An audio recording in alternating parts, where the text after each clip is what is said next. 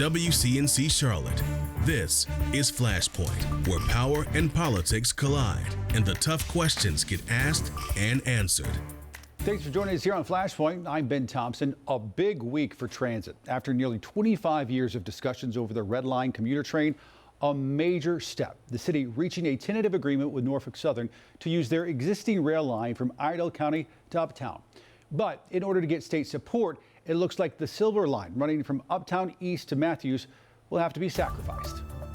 Joining us now is Mecklenburg County Commissioner and Metropolitan Transit Commission member Leigh Altman. Commissioner, welcome back to Flashpoint. Nice to see you again.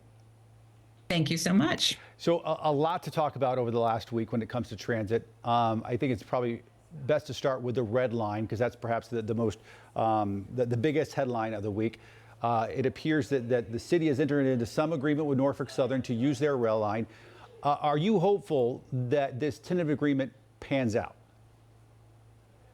Very much so. By all indications, there is movement in the negotiations on the Red Line that we have not seen and didn't expect could even happen really in many, many years. So I'm very encouraged. And why do you think your constituents should be equally excited?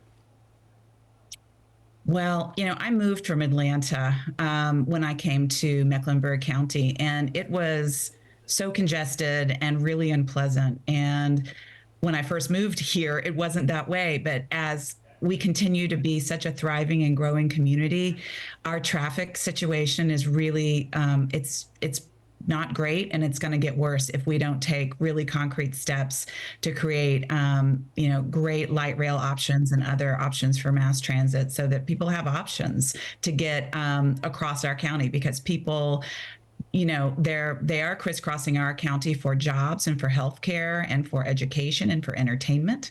And so we need to make planning in place to continue a great quality of life here. Another big headline from this week, the Metropolitan Transit Commission, as well as on top of that, the city of Charlotte, reaching a new transit agreement after some back and forth about a 1-cent sales tax, and an agreement finally reached. I think for a lot of our viewers, it's a bit inside baseball, but I know it's important. Are you satisfied with the outcome? Yeah, and let me say why it's important. About 20 years ago, the residents of Mecklenburg County agreed to a 0.5-cent sales tax, and all that money was going to be sent to the city of Charlotte, which runs the public transportation system for the whole county.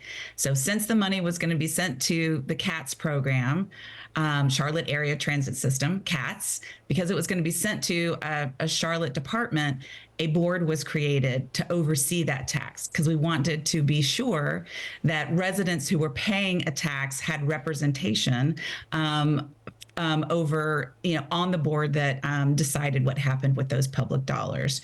And so that was created a long time ago. And it was time to do a refresh on the agreement that governed our voices on the, it's called the Metropolitan Transit Commission, to be sure that all the residents of Mecklenburg County, that their voices are fairly represented in decision-making regarding their tax dollars. And some of this also came into play with, I know what we've talked about before, and I know you've been a big proponent of these orphan roads. There are these roads that I know at the state level, we're going to talk to State Senator Salvador coming up in just a little bit, but these roads that for a variety of reasons are not being properly maintained, even though everybody uses them. That's correct. There are roads in Mecklenburg County that no state or local entity is maintaining at all. And, some of them are very highly traveled roads. One of them, I believe, has something like school buses from 20 different schools traveling over it every day.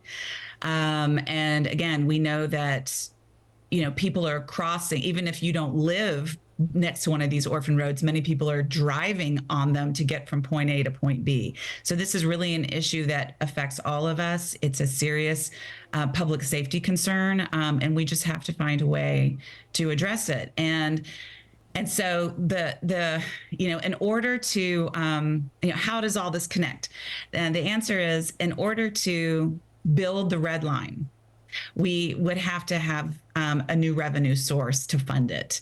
And in order to get permission from the General Assembly to ask the voters to approve a new revenue source, we wanted to be very clear up front that a portion of that pot of money would go to finally address orphan roads, because when they can eventually be taken over by North Carolina Department of Transportation, but NCDOT will not take them over until they're brought to their standards. And I'm going to bring in yet another aspect of this plan, and it all goes along together, but talking about getting state approval, part of that is looking like in the last few days that while perhaps some of these roads are going to get fixed and the red line looks like it's going to perhaps come to fruition, the silver line, it looks like it's in jeopardy, especially the part that runs down to Matthews. And this week, the mayor speaking out saying the new funding plan would cut plans for the part that would impact his town. Take a listen to what he told us this week. Transit-oriented development that you get around a train, like at South End, equates to hundreds of millions of dollars of revenue, and you don't get that with a bus. And so that's why we're so very much upset about it. Now, you do represent all of Mecklenburg County, so what do you say to folks there in the eastern part of the county who are understandably upset because, we should say, just like people in the north were promised the red line years ago, people in the eastern part thought that they were going to get the silver line, and that's looking like that's not going to happen. What do you say to those folks? So let me begin by saying that Mayor Higdon of Matthews has spoken eloquently about this, and he is absolutely correct in everything that he's saying. I want to explain why this problem has arisen at the 11th hour. When talk about the sales tax to fund transit has been discussed over the years, it contemplated the red line to the north and also the silver line to Matthews.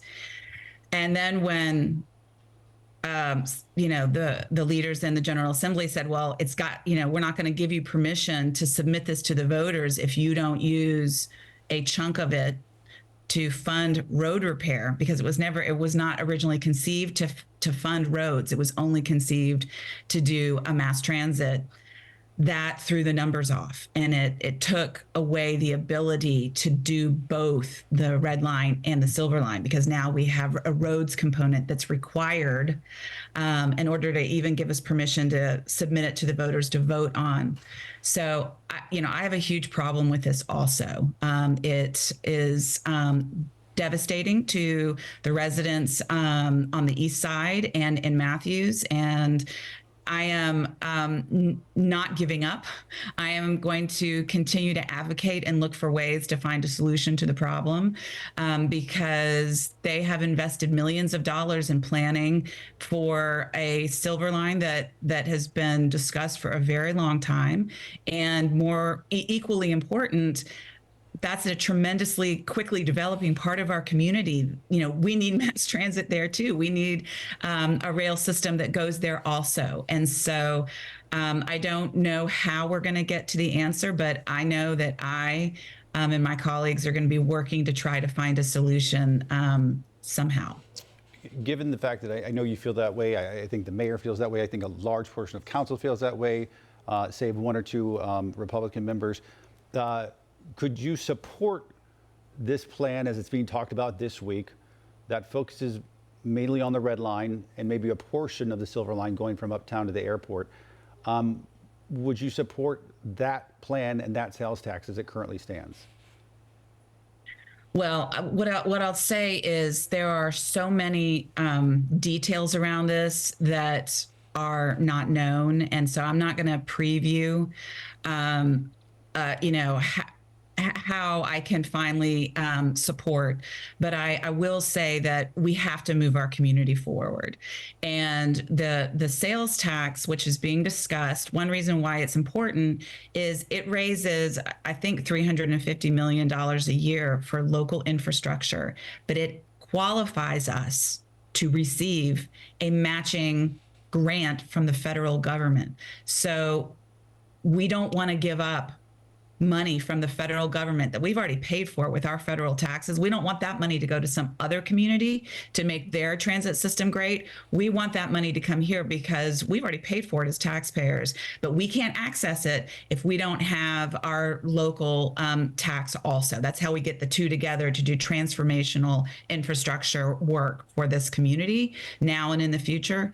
So we must move our community forward on transportation, and I'm going to be working to do everything I can to make sure it is equitable and fair and leaves nobody behind.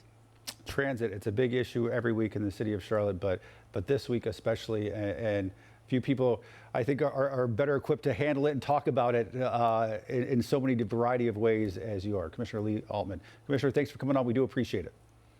Thank you. It was a pleasure. Have a great day. Still to come here on Flashpoint, neglected roads in Mecklenburg County getting some attention this week. Next, a push to help thousands of drivers during their daily commutes.